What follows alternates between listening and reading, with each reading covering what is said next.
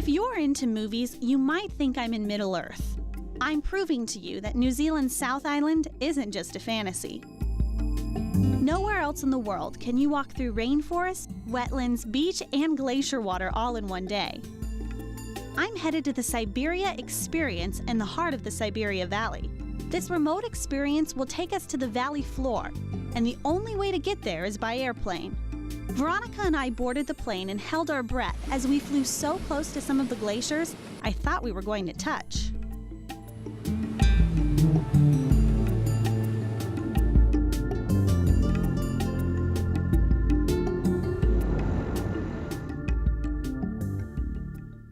So what's this river that's going through here? Like the valley is the Siberia River. Okay. And to be able to do the adventure in a complete circle, we would normally take a trek over the river, barefooted, or with some really good shoes like you have. All right. To experience the ice, fresh water that we have in the river. I tell you, there's adventure everywhere in New Zealand. It is, it is. Okay, well, the first one is going to be to freeze my feet in this river, but if you say I have to do it, I'll do it. I think you should. I made my way down to the river, hoping the plane would still be there when I got back.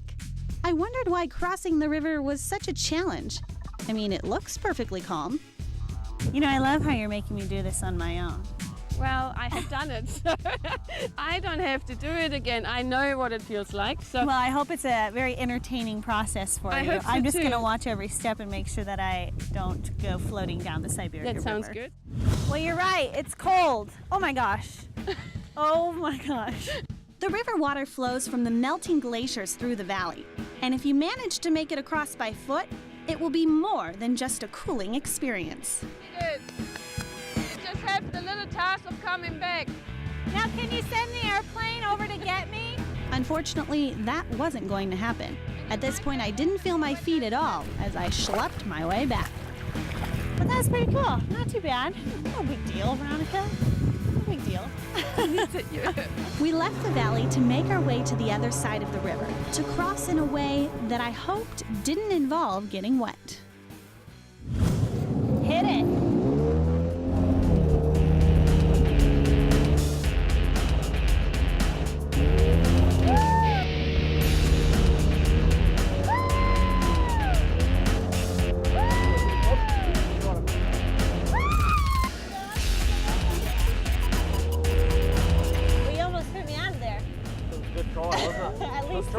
You gotta hang on tight, I tell you. There's a reason I'm wearing this life vest, right? All right, well, thanks so much. Thank you. We'll see you next time, okay? All right, thank you.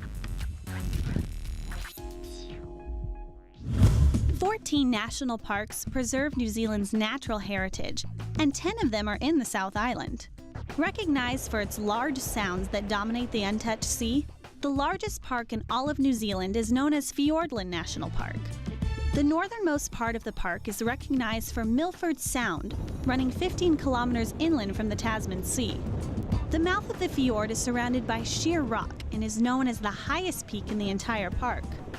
Milford can be accessed by car, but 2/3 of the park is covered with virgin beach and forest. And the size of the park makes it hard to truly appreciate its beauty. However, there is a way it can be done.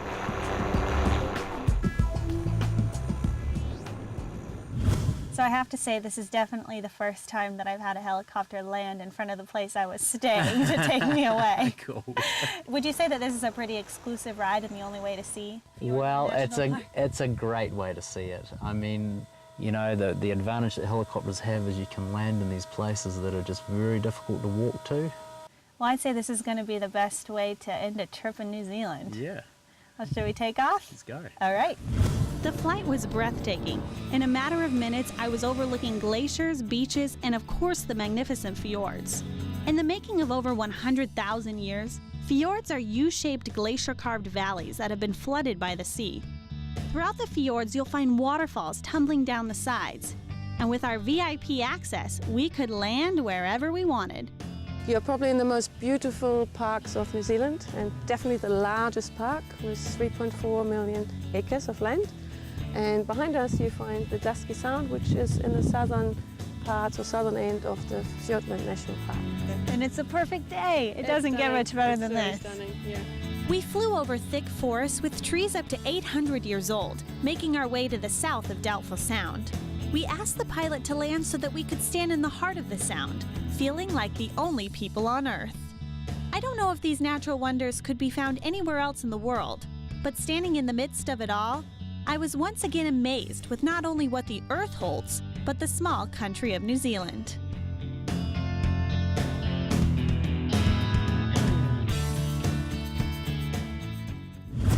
My time here has left me lost for words. This trip definitely goes down in the books as one of my favorites.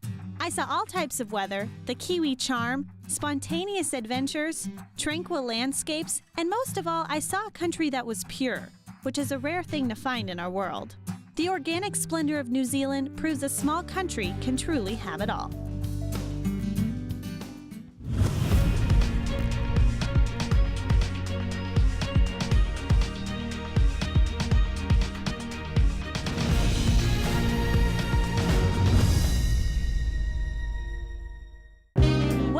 Traveled with Aroha Luxury New Zealand Tours.